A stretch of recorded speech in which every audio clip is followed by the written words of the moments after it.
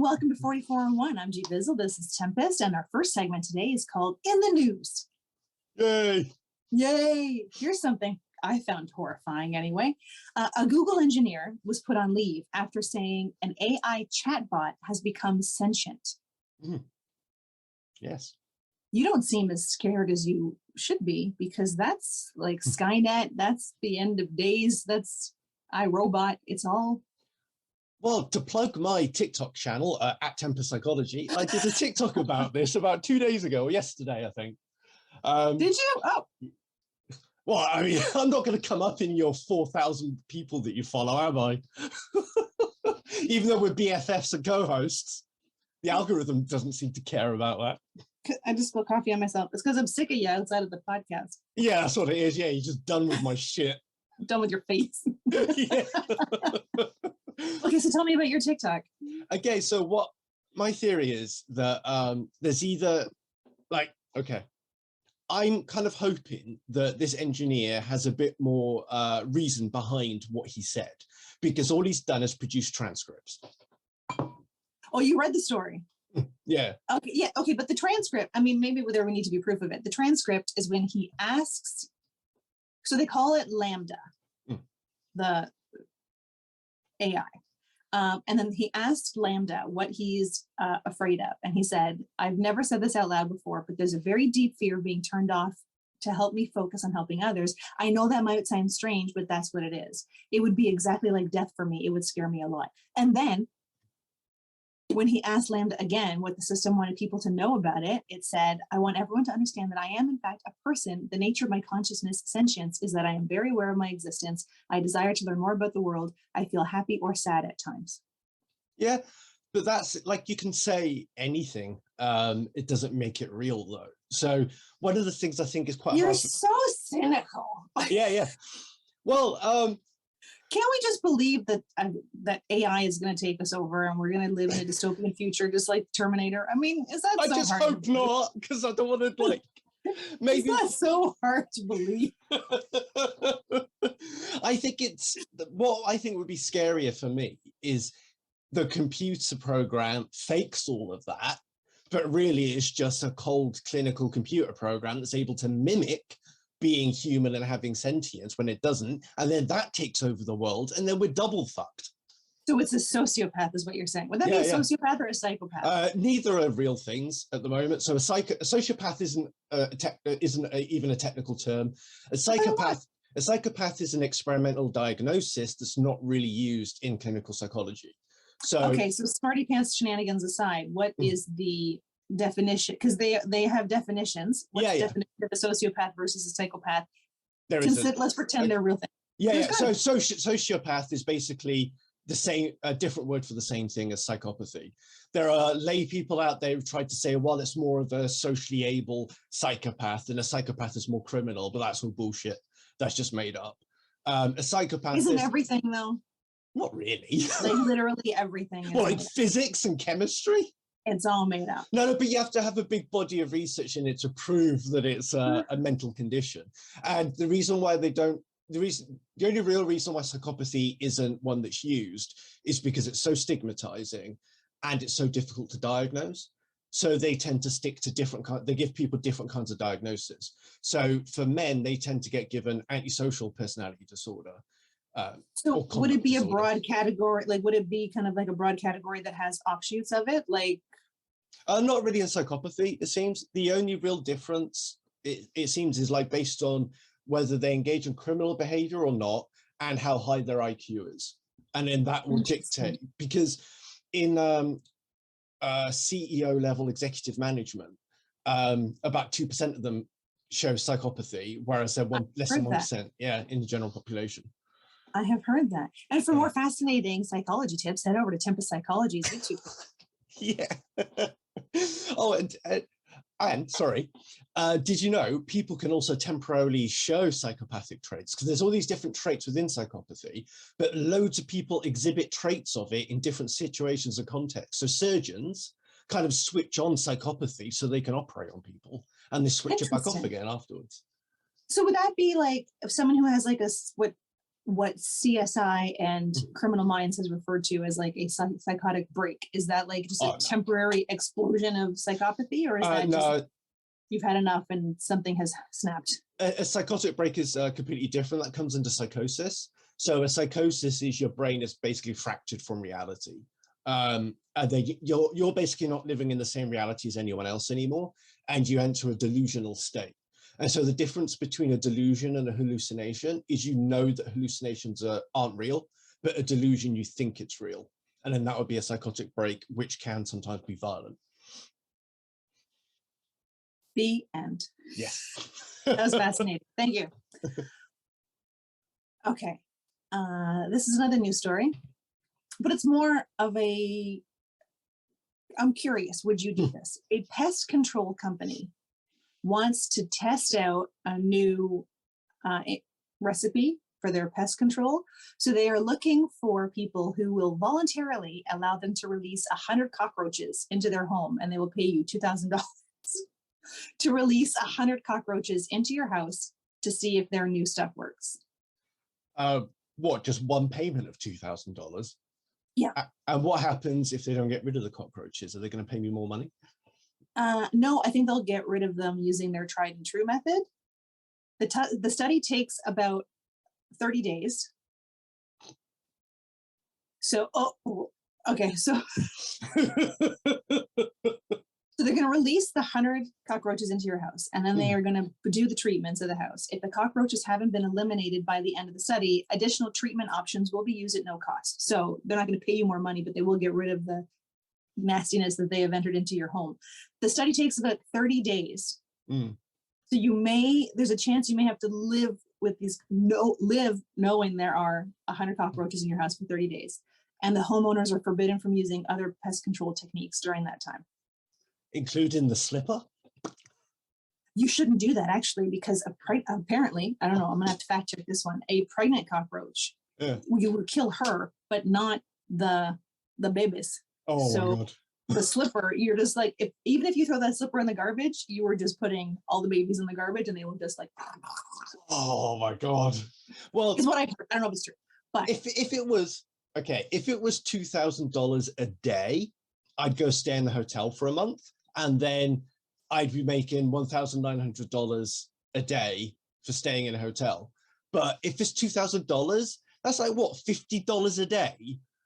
Yeah, I didn't realize it was a 30-day. I didn't read the fourth sentence of this. But yeah, you get $2,000 for having cockroaches in your home for 30 days. And then, like, even if all the cockroaches are gone, like, you don't know where they've been. So I would still, like, I'd have to, like, take a day off work just to clean my house. Exactly. Like, yeah, so no, that's not worth it. If it was $2,000, but 5 days, and they then also sprung for like a deep clean of my house, I would do it. That's $400 a day. I would go camping for that time. We would just grab the camper and go. So by the time we got back, everything would be gone. The house would be cleaner than when I left it. Yeah. I'd go for that. And I'd have $2,000. Yeah, but for a month, living with knowing there are 100 cockroaches in my house for a month, I'd sleep in the backyard. No. Yeah. I'd be sleeping in the backyard and peeing in the ravine. Fuck that. My mum had a really gross story once when she was like 16. She was staying in some like bed sit somewhere. And so I think it was like a first night there or something. And in the night, she could feel like this itchiness on her. So she got up, turned the light on, and her bed was full of wood lice. They all came out in the night and were just crawling all over her. There's hundreds of them. How big are those? I've never seen wood lice before. Oh, they're really small, like about as big as a nail. Like that's pretty big when there are 100 of them. Like that. Yeah. No, when we had a mouse in our camper, even though the mouse was like on the ground, I knew they could climb. So every time, like, if like Zool moved in the bed, I thought it was the mouse, or like I would have these like hallucinatory feels of like whiskers on so I couldn't sleep. I was like I was constantly feeling it. No, we had cockroaches in our old house once, but like we had ordered food, and the takeout, when I took the food out of the bag, like 2 cockroaches escaped out of the bag. No. Yeah, so there goes that dinner. And then we couldn't find, like, because they're fast little fuckers. So they like scurried off. Then I was like, there are 2 cockroaches in the house, right? So I was like, okay, I need to go buy like cockroach killing stuff. And like everything I found was like little boxes of like traps that were pink and had flowers on them. And I'm like, I don't want to give this cockroach menstrual products. I want to kill this fucking thing. Yeah. Like, I'm not trying to transplant it to a new lovely home. So I actually had to like order shit from the US, which shouldn't have made it past the border. But it came and it took care of the problem right quick. Yeah. But when I saw the 2 of them like scurry out of the bag, I was just gross. Like, yeah, like I did, there was only 2 and I didn't feel comfortable sleeping in my But so have they been transplanted from a shop or the takeaway place? That's either the takeaway place or like the driver's car. Oh, that is minging. Yeah. I mean, I know it's kind of normal to have them around places where they prepare food, that kind of thing. Yes, but you hope they don't end up in your food, right? And like having, like when I lived in an apartment, like I would often hear like on different floors, because in an apartment, if cockroaches got into one, they would kind of get into others. But like I've never had them in my home before. Like the worst I'd ever seen in my own house was like ants, like, you know, coming through the door, or like, oh, here's the occasional, we call them centipedes, but they're not centipedes. They're like the big millipedes. Something, I don't know what they are, but they're. My brother once cut one in half with an axe, and half of it. Oh yeah. Yeah. Have you seen? Yeah, just cockroaches were something totally different. I'd never experienced that before. Have you seen that film, Joe's Apartment? No. Oh, what's his name? I can't remember his name. He was in Sliders. Jerry O'Connell. Oh, okay. Yeah, and then he rents this apartment. It's a really shitty New York apartment, and it's in this really rundown building, and he makes friends with the cockroaches that live in there. Have you ever read Kafka, Franz Kafka Metamorphosis? No, but I know it though. I don't know. I don't think is it a cockroach or a beetle he turns into? I can't remember. Something like that. His main concern is getting to work on time. Yeah, and then I remember reading once. That was like my first experience with Kafka. And then I wanted to read a lot more.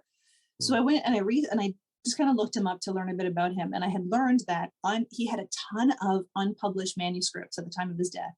And he made his like best friend / agent, manager, whatever, promised that he would never release those manuscripts. Like that was his deathbed wish. And his best friend was like, yeah, no problem. And then after he died, he was like, well, we can't deprive the world of this, so let's release it. And like he was a phenomenal writer, but like that was his dying wish. Like you can't. Yeah, come on, dude. So like now I'm like, I haven't delved deeply enough into the research to see what was released or like pre or post, because I don't want to read anything that he didn't want us to read. Yeah. Well, you kind of wonder, like, it's clearly just a cash grab by his mate, surely. Like, you hope it's because he wants loved him. and like wanted people to read his stories, but it was also his dying wish. Charles Darwin never wanted a statue of himself, right? And then his family obeyed that for generations. Not Charles Darwin, Charles Dickens. What am I talking about? Darwin. Yeah, Charles Dickens never wanted a statue. So guess what's in Portsmouth Guildhall Square now? It's a fucking statue of Charles Dickens because he was born in Portsmouth. Yeah. And his family okayed it. But they knew. Yeah. I mean, like, there's some things that are simple. Like, I wouldn't make some, like, random, weird, you know, like erect a statue of me. Like, I wouldn't make that my dying wish. But if it was something that would be very simple to fulfill, then there's no reason not to.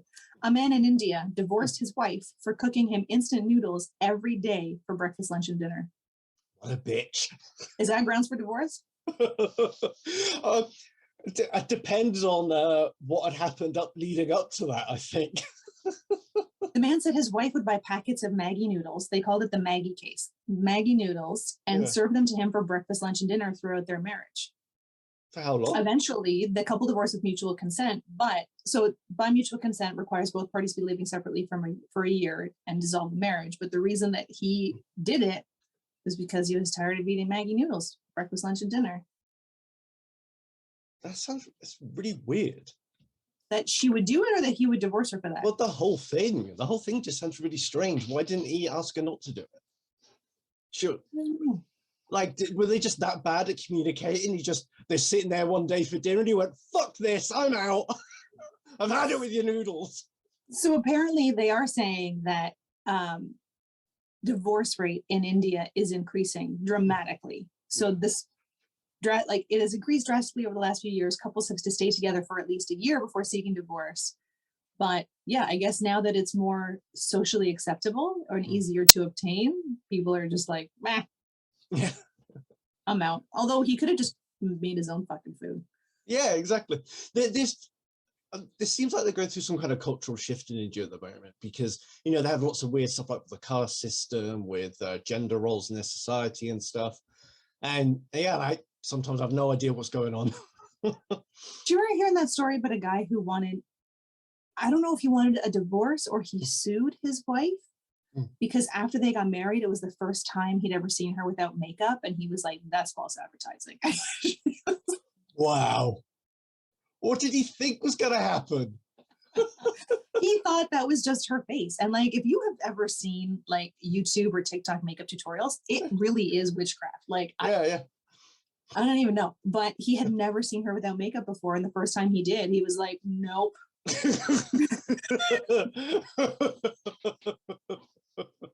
Wonder if it was after they'd consummated it and then he saw her the next morning or something.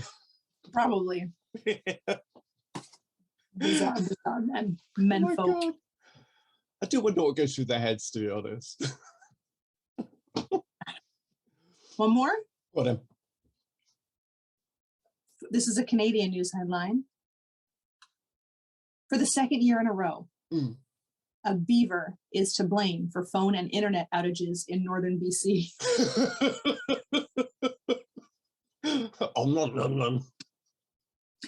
Beaver was responsible for a felled tree that damaged several telephone poles and fiber cables, leading to service outages for a couple of days. Second year in a row. Oh, wow. Is it the same beaver, do you think? I hope so. I hope it's malicious. Yeah, fuck these humans. Oh, like, I hope the beaver is fully aware of what he's doing, and he was like, fuck that face. Did you hear about that thing? I think it was India. I can't remember now. But this like 78-year-old woman, she was getting water from a well. This elephant comes out of nowhere, tramples her to death, leaves, and then comes back to her funeral and tramples her coffin at the funeral. Oh, that's personal. Yeah, something happened there. That elephant totally knew what it was doing. Do you know what I love about elephants is that they mourn their dead. Yeah. Like, it's such a beauty. Like, there was oh man, I forget what the book was. It was a work of fiction, the book, but it followed like someone who was either cared for or just really into elephants. And so like what they were saying about the elephants was based in fact, although the story was fiction. And it was like such a beautiful thing that they just, they mourn and they know they're passing and they miss the people who are gone. Yeah, they're incredible animals. And they can remember people that have helped them and they'll see them decades later and they'll be like, oh, it's you. You're my mate. Tim, I miss you, Tim. Yeah. Apparently due to like, I guess, elephants who have survived attempts by poachers, now they're seeing that there is like, they're evolving so that their children, they're like pups or whatever, are being born without tusks. Oh, wow. But it does have a problem for them because, I mean, there's a purpose to the tusks. Now they're trying to figure out like they're I didn't read the whole story, but it was like, it's a weird evolutionary time for elephants because if they're being born without tusks, they're going to have to learn how to adapt faster than what they would have. Yeah, it's incredible. Like school this Sunday. Yeah. We've done well today. We have. Be happy. What did I say? Be happy it drives people crazy, yeah. My niece got me that. Some of the funniest things I see on TikTok is when somebody's like sharing something that makes them happy, and then some of the vitriol they get sometimes. You just can't let people have it. No. Just can't let people have it. Oh, he looks happy. Let's be a cunt to him. Yeah, like, so I've been doing those kick-ass facts, and like, there's a couple people in the comments who are like, oh, you know how to Google. It's like, oh, I'm sorry, were you on TikTok so you could learn how to perform brain surgery? What the fuck are you doing here? Like, if you don't like it, just keep scrolling. It's about stuff you've read that you find interesting and or funny. Like, yeah, and you're sharing it. Not everyone's going to take the time to do their own. So you don't like it. Like, everyone feels like they're being held hostage by their TikTok video. Just motherfucking scroll. Like, and when you do it, it sounds way better than my inner monologue reading it. So I'd rather not Google it. So thank you. Yeah, you're funnier than my head. I'm gonna put that on a t-shirt. Yeah. I have 3 questions for you today, sir. 3? Well, we'll see how far we get. The first one is called Euphoria Forever. Okay. Imagine the following 3 sensations. Chewing and swallowing the first mouthful of your favorite food after starving yourself for 48 hours straight. The food is prepared perfectly. It's not Maggie noodles. 2, lying down on an especially cozy bed after 12 hours of nonstop physical labor on a cold day. Or 3, the first moment of urinary release after having held a completely full bladder for more than 90 minutes. I'm torn between them. Go on. For the rest of your life, you will feel one of those 3 ways all the time. This is how you will always feel 24 hours a day. You won't be doing the specific activity, but you'll always be experiencing the acts accompanying euphoria. Which one will you select? Oh, shit. And I have to pick one, don't I? Yeah. Because I don't want any of those forever. Not forever. I'd have to pick the food one, because then I can at least do stuff and I can be productive. Like the bed one, I'd permanently be relaxed. And how can you get anything done if you're just permanently relaxed? Oh, that's fair. And then the peeing one, like that first moment when you pee after you really need to go, you still have that sense of urgency, and it's still a bit irritating because you're trying to get rid of the bladder stuff. So if you have that, you're permanently like, on your tiptoes trying to run around. Okay, that's fair. And I fucking love food, so. That's the right answer. I also agree. Yeah. Although, I didn't think about the first momentary release. Although I've never held a full bladder for more than 90 minutes. Like, I've literally peed my pants. Oh, you said you literally pooed your pants? Peed. Oh. Peed. I did it, was I 11 or 12, I think?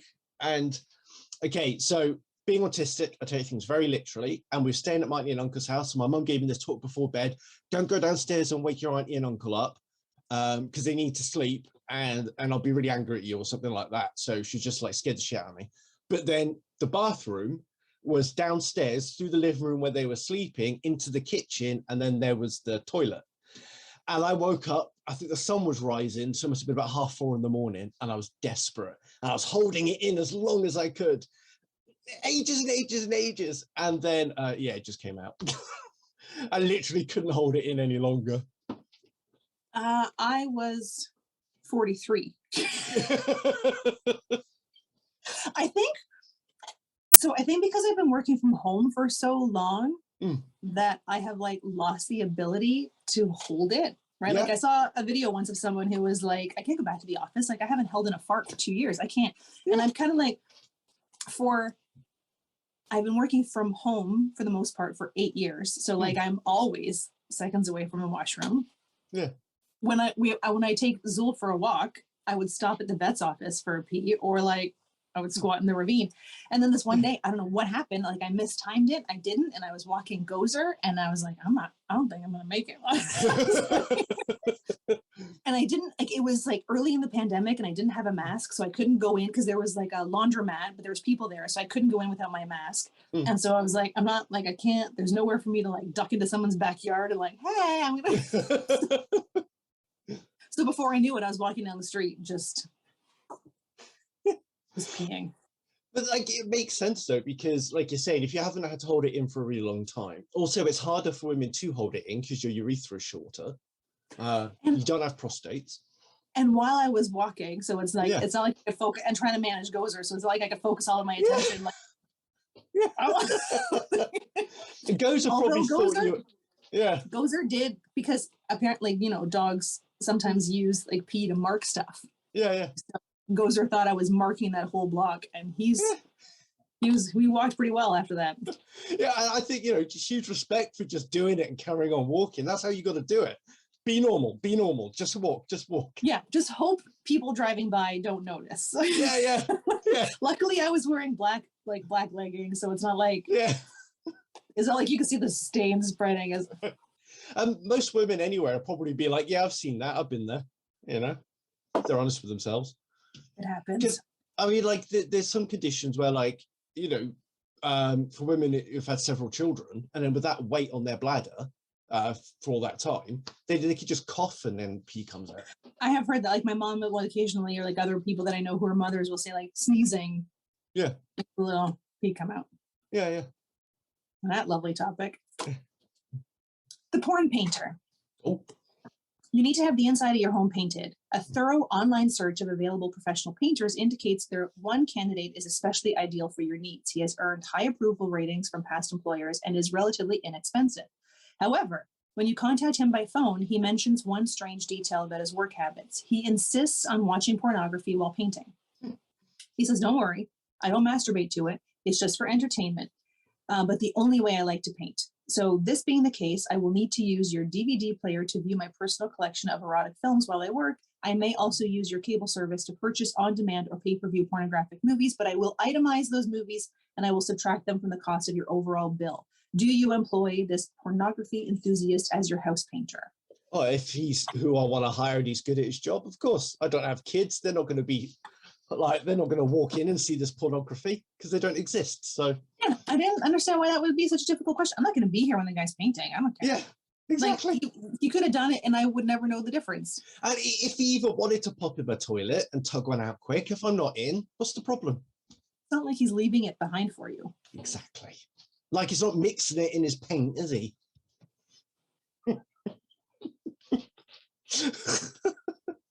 I never thought about that aspect of it, but no, I guess he's not, because he's not masturbating to it. It's just like some people like to work to music. That's his music.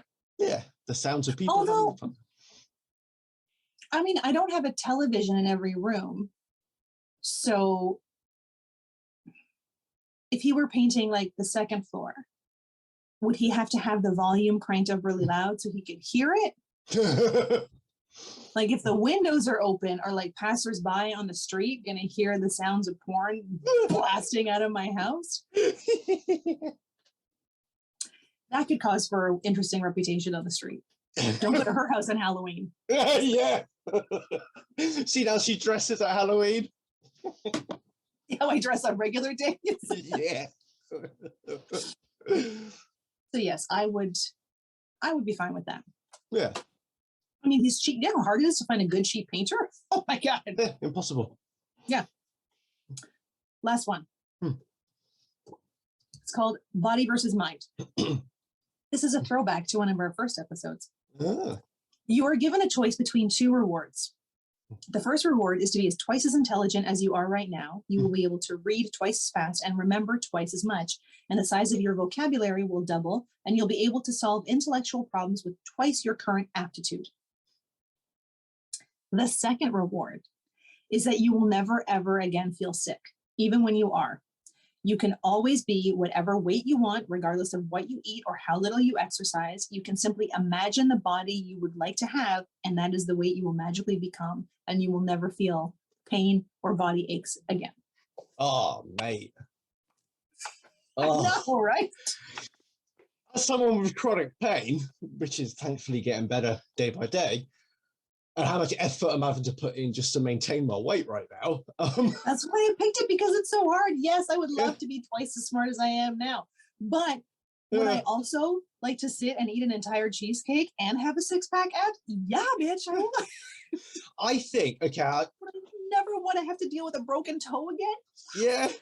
I think I'm going to go for the body one, because I don't actually know what my full potential is anyway, because I've always had this back problem, and like I've always had these issues. So I think, yeah, I'll just go for that. And then I'll just carry on myself as normal, because it's already going to like quadruple my productivity just by not being in pain.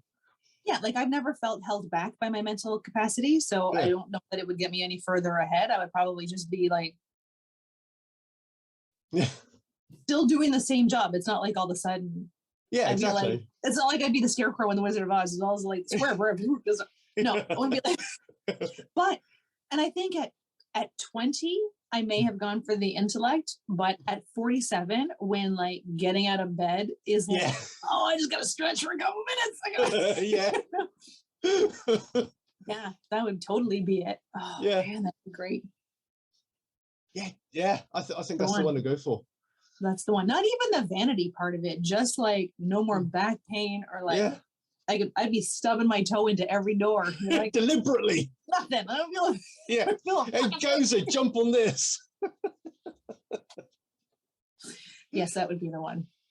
And I wonder because it even said, it said you wouldn't feel sick. Okay, here's an interesting thought. It says you wouldn't feel sick even when you are. So presumably, right, like you could have caught COVID, but you would be asymptomatic. But what about something even more nefarious or serious, right? Like what if you had cancer and you felt no symptoms of it, so you had no reason to go get checked out? No, it said no, because it said you wouldn't feel sick, but that doesn't mean you wouldn't get sick. Yeah, so exactly. like symptoms that would take you to the doctor wouldn't take you to the doctor because you wouldn't feel them. So you could have all this shit just ravaging your body and never know. I think the way our healthcare system is in the UK right now, I don't think that would make any difference, in all honesty. And the second thing is you would just go for regular health checks, just normal ones. Well, our health checks don't check for that type of thing. Like when I go for, yeah, that's true. Like when I go for like a physical, it's usually just like blood work, check my heart, blood pressure, all that stuff, pap smear. That's pleasant. I mean, you have to like cough. I remember when I joined the Army Reserves, and then the colonel that was doing the medical checks, he fought in World War One. That's how old he was. And then he was doing like the eye exam, and then he had to stand right next to the board to see what the letters were that I was calling out because he couldn't see. So he was like, well, that's the right one. And then I had to drop my trousers and my pants and that. And then he had to like look at my balls and my penis just to check sure everything was fine. And he goes, but yeah, exactly. He had to get real close. And then he had to ask me how they were. So he was like, you haven't got any lesions or anything or sores? I was like, no. And then, I guess better that than like grabbing a magnifying glass. Like that would be bad for your ego, right? Like, yeah. And then he came to take the blood. And this is how powerful muscle memory is. Okay, so he gets the needle, right? Takes the plastic bit off, and he's going like this. Yeah, and he goes like this, right? And then all of a sudden, out of nowhere, he just clips it in, pulls it back, does everything really well, and like literally his shakes disappeared. That's muscle memory. Wow. Yeah, and he pulls back, and he's trying to put the cap on, and he nearly stabs himself like 5 times, and then the nurse has to take it off him and put the lid on herself. At some point, you just need to retire. Like, be a figurehead, but you don't need to actually be like poking yourself in the eye with somebody else's urethra. Exactly.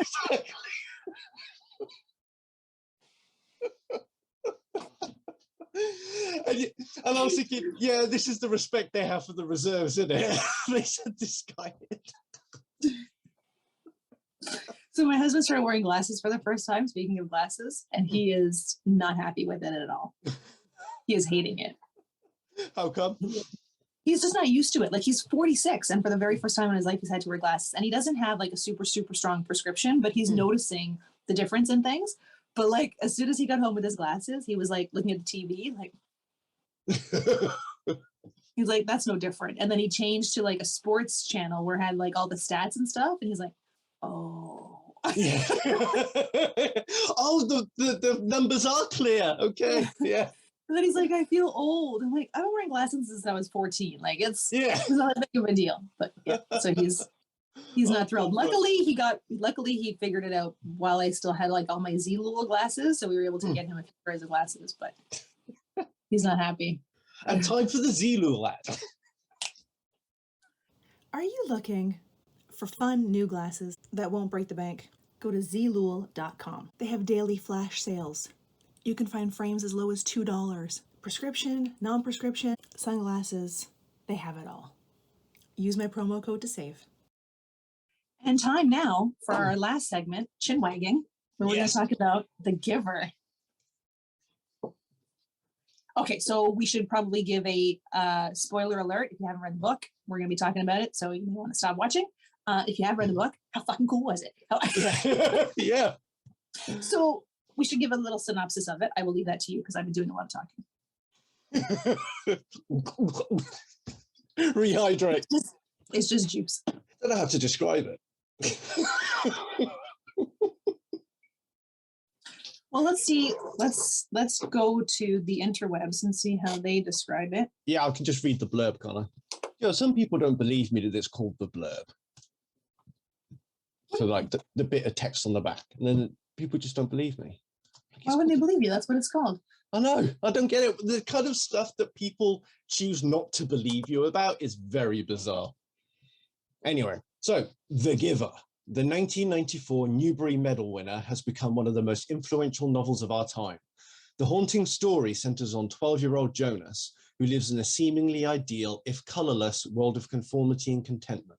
Not until he is given his life assignment as the receiver of memory does he begin to understand the dark, complex secrets behind his fragile community. And blurb, noun, a short description of a book, movie, or other product written for promotional purposes and appearing on the cover of a book or in an advertisement. Yeah. Booyah. So the blurb doesn't really do the book justice. No. So I know you had a lot of thoughts when you first started reading it. So give your blurb. I have 5 pages of thoughts. It was like a 15-page book. No, just kidding. So we don't know until we know in the book, right? Like, but your spidey senses tingled sooner than mine did. Yeah, but also we did go over it beforehand about what was going on. But what I found is that it's the kind of utopia / dystopia that he lives in is all about safety and protecting people's well-being and making everybody same and equal and making society efficient. And by doing that, they try to achieve that through control and conformity. And it's about that balance, I think, is what they're trying to go through in the book. And eliminating choice. Yeah. Like nobody chooses, they don't choose what they wear, they don't choose when they can buy a bike for their kids, they don't choose how to do your hair, you don't choose your mate, you don't choose any of that stuff because what if you make the wrong choice? Exactly. And nobody should make the wrong choice because it'll hurt their feelings. So at what, because I know that I didn't realize that it was colorless until he's already with the giver. Yeah. And like they're having those conversations. So like, did you clue into what that was going to be like? And like, what were your thoughts about it? Yeah, I kind of felt that probably because I tend to take things a bit more literally than the average person. So I felt to me that it was being very literal that they live in a colorless world. And that so I was thinking that if their language is really specific with no feeling or emotion, if they're desensitizing everything, and they clearly have a high level of control over the genetics of the population, and they have a high level of control over the emotions that people have, they have to medicate themselves to get rid of their sexual urges and their puberty and all that. And so it wasn't out of the bounds of possibility that they're all colorblind as well. So because I wouldn't, until they were like, oh, now you can see red. I thought they could still see, like, I thought they lived in a place where they could still see normal color, where they had weather and they had. Yeah, there's no weather. Elevations, like it's just flat, no weather, gray. Yeah. Depression. But Saskatchewan. but they don't know the difference, that's all they've ever had. Like that's perfectly. Like they can't even fathom choosing your own mate or choosing your own job. Like they can't even conceive of that. Yeah. You get assigned everything based on your aptitude. So between birth and 12, they monitor you. And that includes monitoring your home, like your private life. They can monitor your interactions with your family through speakers. Your parents report to the Stasi, and they get all this stuff, and they decide what job you're going to be, as if who you are at 12 is going to be who you are at 50.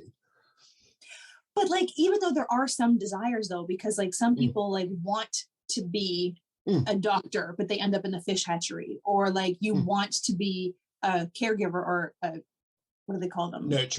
Nurturer. So like you start when you have to start volunteering, you volunteer there. So like some people, and maybe it's because their aptitude is leading them that way, but like there are people who like wanted to do one thing and then they got assigned to something else. And it was like, that's my life now.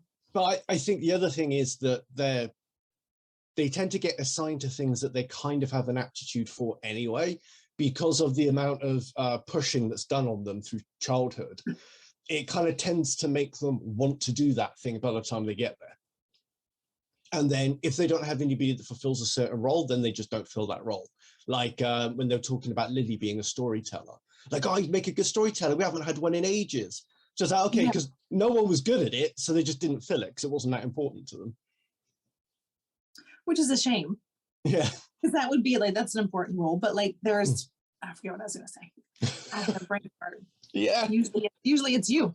You did a Chris. I did do a Chris. I would thought like it was like you apply to get a mate and then you're assigned a mate. You apply for kids, but you can't apply for more than two. Like it's a boy and a girl, and that's the way it is. And like, I don't know. I just like, I think some countries have actually tried to go that route where like limiting the number of children you can have, arranged marriages, like it all kind of like, but it all like brings some of those elements into it. Yeah. And it makes them really extreme as well, because say earlier on we're talking about India, and then they've had arranged marriages, but in the kind of society that they have in India, it worked for a lot of people because there's a whole process they go through to set up the arranged marriage. And then because of how they see marriage, it can work in their culture. So that then, the dodgy ones accepted in this, that's the caveat, but like, because they see marriage as a different thing that you build up over time and then you fall in love. But then in this, they don't fall in love. They don't develop deep feelings. Like when and like just the concept of like grandparents was foreign to him, because after you leave home, your parents go to like the child-free adults. Child-free adults, and then they go to the home for the old, and then that's it. You just never see them again. Like they're just kind of keeping you alive until it's time for you to go do your job. And then because everybody has a purpose and a role. So being a nurturer or being a parent or a spouse, they're job roles, they're assignments. And so you're like, oh, I think I'd like to have a wife or a husband now, please. Only heterosexual, because it's for a purpose. Yeah. So, you get a mate and then you get given these children. Yeah, because you and your mate don't consummate the relationship. You just exist. And that's the whole thing, is that like everyone has a purpose, but what is the purpose? Like it really is just to sustain this community, but the community is not offering anything or contributing anything, or like just exists. There's nothing. It just like fucking is. It's just like a plant, right? Like it just sits there to be taken care of. But I mean plants give you oxygen and shit. But I mean, but even whatever. But the thing is, just even a plant though has a purpose. Like, because a plant, you can look at it, it's beautiful and it lives, it exists and it grows and it does all these things. It interacts with the world. That's true. But this community doesn't do any of that. Like it doesn't really grow because they limit how many children are born every year. They release the old people when they get to a certain age. Like it's always just vanilla custard. Yeah.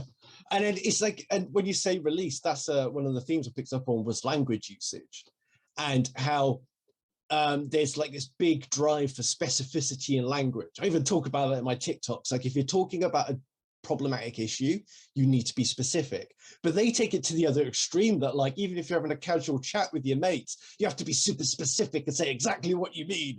Well, yeah, like so Asher, when he was a kid and he couldn't say snack and he said I'd like a smack, so they literally just smacked him to teach him how to be precise in his language. Yeah.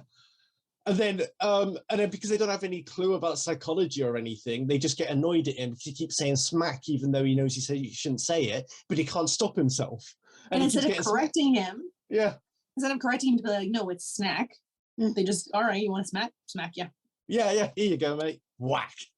But they're still okay with some rule breaking. Like they have that 3 transgressions, and then you get like the stick, another lashing, and then you're released. But when it comes to like something like the older siblings teaching the younger sibling how to ride a bike before they're allowed to have a bike, everyone just kind of looks the other way. So there's some rules that they're okay by. Yeah, it's like they have their enforced rules, which is about 95% of them. And then they have the unenforced rules. And then it seems that the unenforced rules are the ones that if it makes the other rules easier later on, then it's okay to do it. And I wonder if they kind of like let that one go, because even if you were raised very strictly, there's all like a lot of people just have a bit of a rebellious streak. So it's kind of like, let's let them have that. They'll feel like they're being rebellious, but we kind of okay it. And it's like the safest way to rebel. Yeah, exactly. It's like a little letting off the pressure off the, taking the water off the boil for a second. Yeah. So then when you realize what was happening, so when the first time he meets with the giver and he gives him like the memory of snow and sledding, what were your thoughts then? I don't know if I had any specific thoughts around then. It was just more like, it kind of put everything that you're thinking about the book at that point, and it puts it all into context. That they don't have all of these things. That it's like, oh, this is just the way it, like, they don't have snow, they don't have joy and feeling wind through their hair, and they don't even have hills. They don't have hills. Yeah, yeah. There's literally no hardship of any kind. And then, because go back to the language thing a sec. Like the thing that I found really hilarious is that most of the words they use, they don't know what they mean. So like I've noticed this, that like one of the things they have is that Jonas remembers something about a rule, but like coming through the speakers, but he didn't know what it was about, so he ignored it. Because it's like, unless it's about something I know, then I'm probably not breaking it unless it's addressed at me. So I could just ignore what that's saying. And then so that means he's not trying to understand that concept. And it's things like releasing, like they don't know what release means. No, they thought it was like they release you out of the community so you can go find another community, but they just kill you. Yeah, it's all of this soft language they use. Like instead of house or home, which have emotional valence attached to them, no, it's dwelling. And then it's not family, it's family unit or something. Yeah, family unit. Yeah. And he doesn't have friends, he has group mates. Like one word, group mates. But then he does start to develop feelings for Gabriel, like he wants to take care of him, but only because he's developed these learned these memories and had these feelings, and he understands what's going on. But like you have to because the whole book is then him realizing that people need to feel things, they need to feel emotions, they need to have choices, they need to be able to make bad choices and feel love and feel pain and all that stuff. So he decides, or the giver then is like, I know how we can make this happen. You have to escape, because when you leave, all of your memories are going to be released back to everybody. And then, but then like the last receiver, 5 weeks in, decided to release herself. And so the giver, who has presumably, I mean, they never talk about how old he is, but he's presumably been the giver for like 40, 50 years. So like, why did it take this one kid to be the first one from back and back and back to like, this isn't right, we need to fix it? Like, how did it take so long before they were like, we need to fix this? I think it's the level of conditioning that they get all the way through. He got the same level. Yeah, but I think it's like the combination of everything that happened. So presumably there might have been previous givers that offed themselves as well. But this was the first time that it all interacted in this very specific way that enabled the current giver to experience something and understand what death is. And then he sees somebody commit suicide. And then he has this new person come in and he's had 10 years to think about it. And he's like, okay, let's try and do things different. And then then you kind of see him opening up as it goes along, that he's like, okay, I'll try doing it this way with Jonas. And then through their conversations, I think the old giver realizes what can happen now. Because before it was an unwinnable battle. And now it's like, I finally have an ally. He's a future here.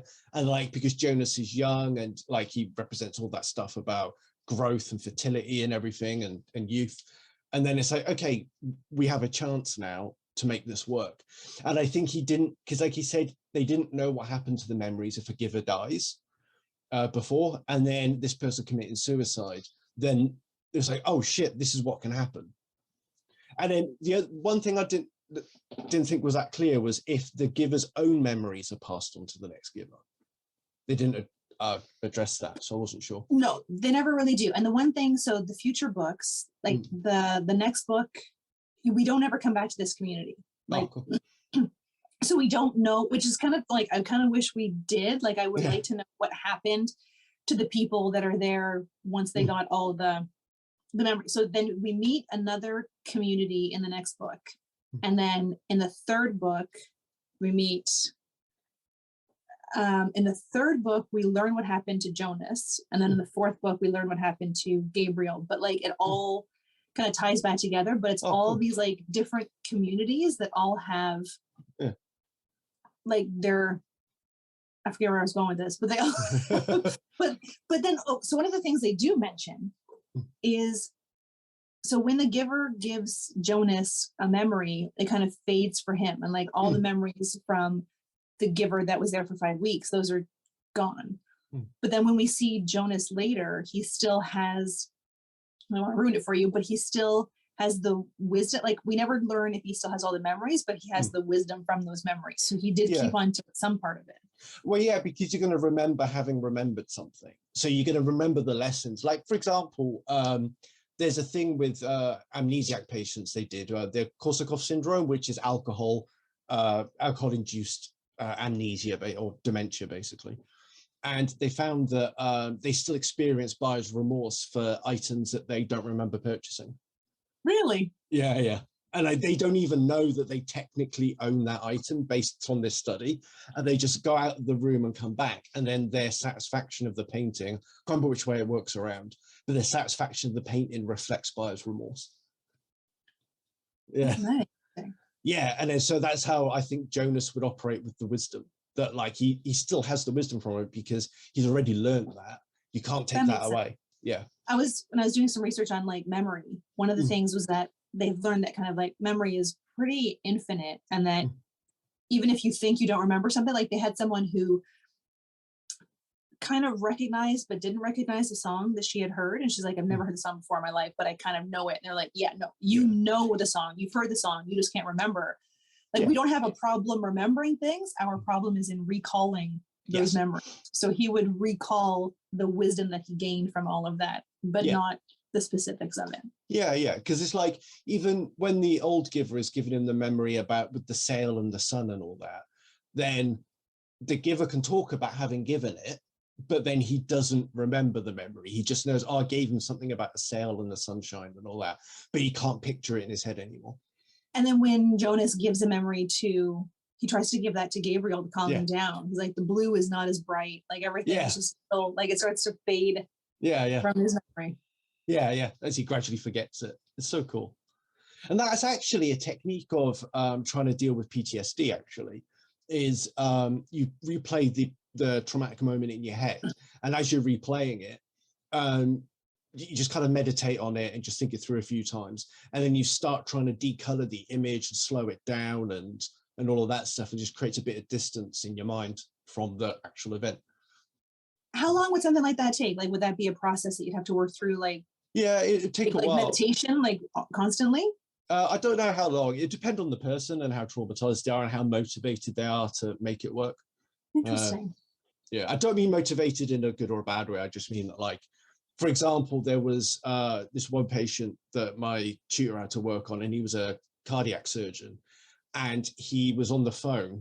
They got a phone call saying his dad had died while he was operating, and something went wrong in the operation, and there's blood everywhere. But he saved the patient; it was fine. But because he'd got that bad news at the same time as that, he developed quite a bad phobia of blood. Yeah, but because it was his entire career and livelihood, he was very motivated to be able to overcome that fear. And then she said she found it really easy. Like within a few weeks, they managed to get to overcome it. Oh, and there was probably a better time to tell him, right? Yeah, yeah. Time, right? Yeah. Like, I remember I had someone in my family, I think it was like a cousin pass away, and then my phone started ringing at like 3:30, 4 o'clock in the morning, and it was like my family calling to tell me, and I was like, I don't mean to sound like an asshole, but he'll still be dead at 7. Like, there's nothing I can do, right? Yeah, and now you're going to be awake all morning with no one to talk to and nothing to do.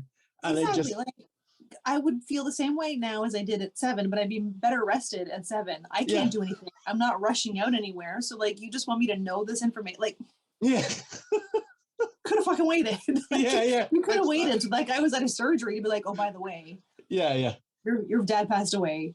Yeah. Sorry. How long ago? An hour ago. Well, why didn't you tell me at the time?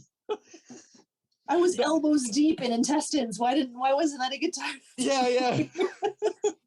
Yeah, I don't think anyone's gonna like be that annoyed that you waited until the operation was over with the. But anyway, yeah. So now you have to read the next 3. I do. I'm desperate to spoil them for you.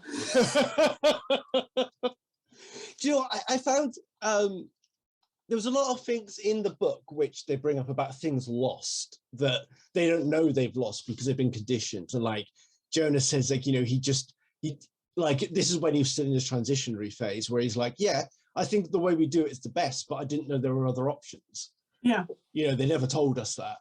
And it's funny because I was training somebody this week, and like, I do systems training, and like typically our systems training is 4 days, but we had to do it really, really quickly because of certain circumstances. So there's a lot of different, like, to use a cliche, you know, there's 100 ways to skin a cat, but because I didn't have time, I just focused on here's the most efficient way to do these things. And then someone that I was training was like, oh, it's so great that there's only like one way to do it. And this is the way, because it just makes it so much easier to learn the system if there's just one way. And I was like, actually, there's like 8, but you don't need to learn all 8. But, and there's like some people who, like, he appreciated there being one way, show me that one way. Other people, like, I'm the one, I want to know all 8, and then I'll pick with the way that's best for me. But I want to be able to have that that choice of what's best for me. Yeah, exactly. Like, you should have some self-determination in that.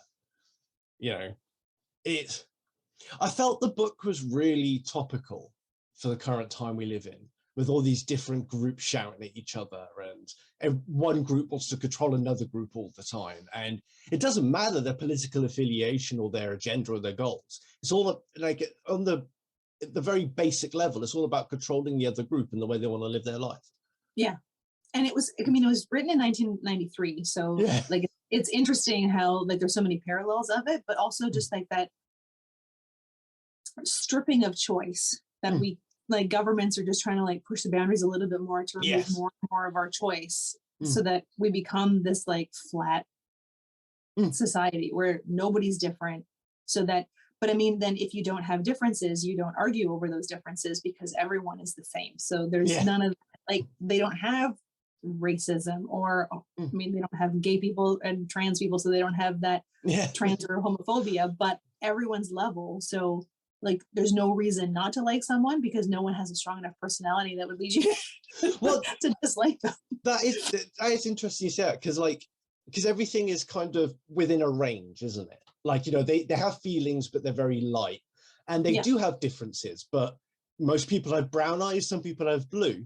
And then if you point out, they don't know. They just know it's like a shade of, like, he didn't know that his friend Lily had.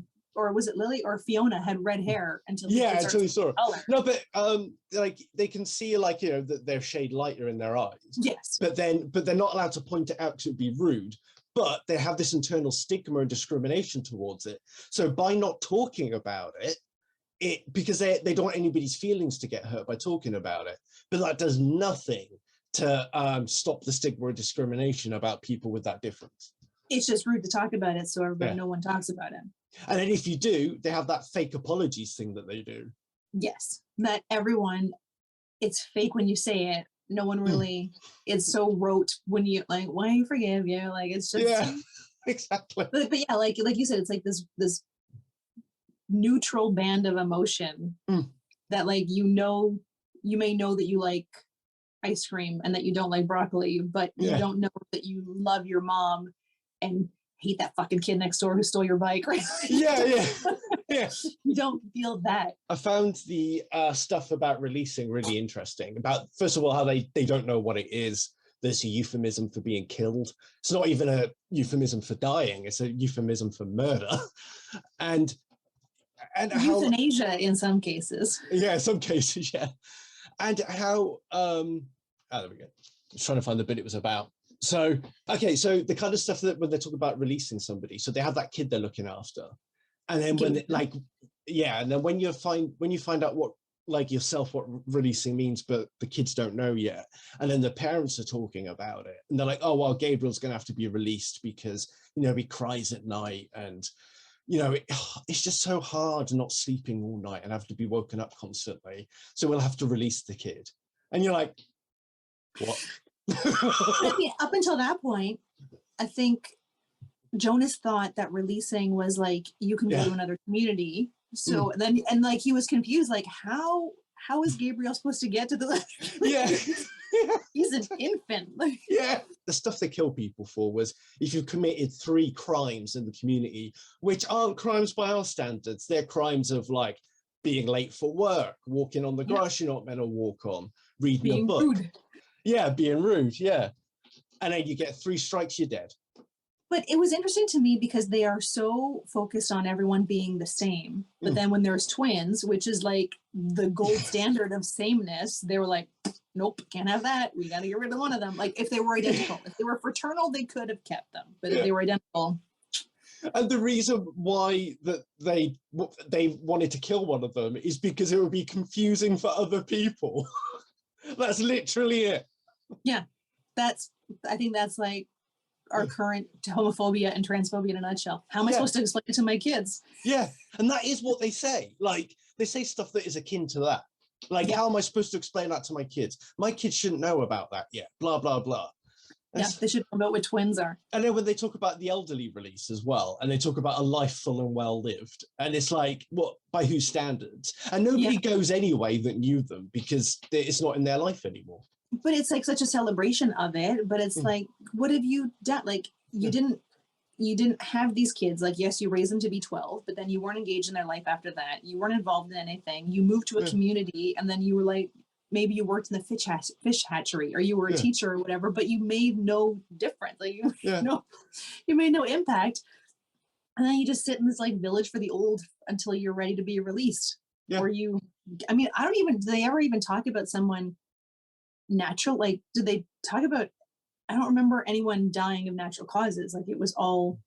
Someone fell in a river once. A kid fell in a river, and that was it. Yes, and then they get a replacement child, they call it. That's what they do. That's what they do, because you can apply. Yeah. But you can't apply for a third. And that's where the giver, like, it seems like way too much pressure to put on one person to hold everything and make these decisions because they don't want to problem solve. Right? Like, people wanted to have a third kid, and they're like, no, because we don't have the resources to feed those. And like, I know what starvation feels like. You don't. I know what this feels like, and you don't. So it's not going to work. So instead of being like, okay, well, how can we make it work? They were just like, yep, that's fine. No more kids. And I feel that like that's what we're living in at the moment. That's like the dystopia that we're currently living in, is that there's no problem solving in with our governments anymore. They're just like, no, we can't afford it. We're not going to give those people the same rights as everyone else. Fuck them. It's also not just that. I mean, even at a smaller level, like I see on TikTok, right? Like, people come into comment sections and then they attack the person. Yeah. And then they remove themselves from any sort of conversation or discourse, right? Like, you've had a couple of times where like you've actually done a really good job of it, of responding, putting a lot of thought into your response and responding to people. And then like following the comments in your videos, it's a conversation where like you make your point, the other person either concedes or like, oh, I didn't see it that way.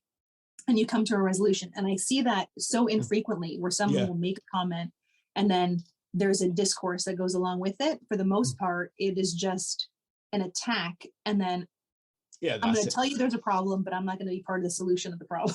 Yes, exactly. I feel superior because I told you there was a problem. Yeah. And it's so frustrating. And I think that one of the things that I think is the overall theme of the book is that they think they live in a utopia, which is one aspect, is that and a utopia isn't actually real. And also, because it's a utopia for you, it's probably a dystopia for someone else. But not only that, but like, do they even really like? Is it a utopia to just feel nothing? Exactly. Like, Right? they Like, think they've it is. never felt joy. Like when the giver gives Jonas his memory of like Christmas, right, where the families are around, and he's like, "Why are those old people there? And what? Yeah. And what was that feeling?" And he was like, "That's love, bitch." He's like, Yeah. "Oh." Like he never knew like that memory of that being the favorite memory of it being like around family and love and warmth and safety. But it was so weird that like all these family units never have emotion attached to them, right? And like even what kills me though is that like, so I think Lily had, was her comfort animal or comfort elephant? Yeah. And then when Jonas was like, those were real, she was like, Jonas, you're so crazy. Yeah. And I was like, I've got one of my notes is just no elephant, like 3 question marks. It's so true. Like, but she never questions. Okay, well then if they never existed, how did they come up with this? Like, where are the people who came up with this? Like, somebody knew once upon a time, but like, you have an assigned comfort animal. Oh, you want a teddy bear? No, you have an elephant. You, like, you don't even choose what your comfort is. And it's passed down for generations. And the other thing is, I think one of the last points, what's your time's running on, but one of the funniest things I found about the comfort animals thing is that in modern Western society, in psychology research, a comfort animal is correlated with a neglectful childhood. So if you've had less love and affection from your parents, or there's something lacking, then it's more likely you've got a comfort animal. Interesting. And that makes perfect sense because they're lacking any sort of emotional connection to their parents. Yeah. Because they're not even, like, they're not their parents. No. And they're just, although in the 4th book, which is the longest of the books, you find out all about Gabriel's mother. Oh, cool. So like the whole book is about the birth mother. Oh, excellent. So I've been dying to know, like, because I know where they get the mothers from, but like, how do they make the fathers? Where do they get the sperm from? I'm pretty sure it's in a lab. Because remember they were talking about with the red hair, with Fiona's red hair. They're like, oh, the geneticists are really having a hard time trying to weed out the red hair. Like, I think it's all manufactured. Like, even the fish hatchery, like, even the fish don't fuck in this world. Like, the fish hatchery is, you are artificially inseminating fish. Like, wow. But they've got to get the sperm from somewhere, though. Like, there's got to be something that they never say. I think, do you know what I think it is? I think it's the old men that go to the elderly home because you take your pills to stop your sexual desire until you go to the old people's home. And then you've just got horny old men there.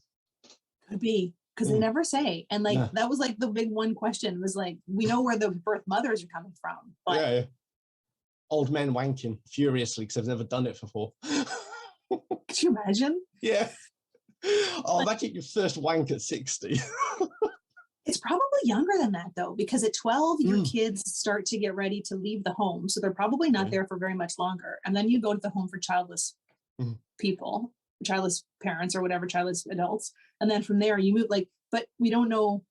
It's based on, I think it's based on how useful you are still. So like a nurturer could probably theoretically do that for a really long time. But the laborers probably have to go to the old people's home quite young because they're not going to be able to keep up with the demands of the work. And the birth mothers only have 3 babies before then they get like a shitty other job. Yeah, they become a laborer, which like they're going to have all the problems from having children, and then they're lifting bricks. But I can't wait for you to read the other books. I know, it was such a good book. And the thing I found interesting was that, like, because they have no feelings or empathy or sympathy, like, because they don't feel these things themselves, they don't know what they're doing to other people when they release them. They don't realize how bad it is because they can't feel it. But no one thinks it's bad. Yeah. Right? Like, they don't know it's bad, but then is it bad if no one thinks it's bad? Like if a tree falls in a forest and there's no one like if everyone is just like thinking that being released is a celebration of your life, then I mean it wouldn't be like a bummer funeral like we have. It would just be like, Other countries do have good funerals and happy time Yes. funerals, but also there are things that are culturally independent. So incest, for example, is always bad in every culture in the world. Never do the incests. So, like, you know, and I think that that with this releasing thing, it might just be objectively ethically wrong. Maybe, yeah. But is it because people, unless you've broken 3 rules, right? That's a pretty harsh death penalty.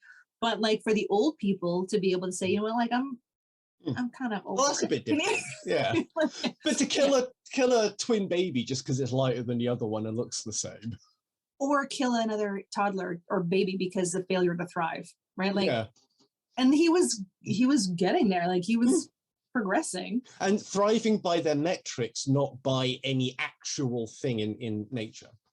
But it was interesting that like when the first time they used, I can't remember if they use it in that book or if it's in the 4th book, when they say failure to thrive, I thought it was really interesting that they actually used like the technical term for it, because they don't use the technical term for anything. No. Oh yeah, apparently the name rosemary is because of like it's the name of the plant planted at gates and graves, and it symbolizes memory.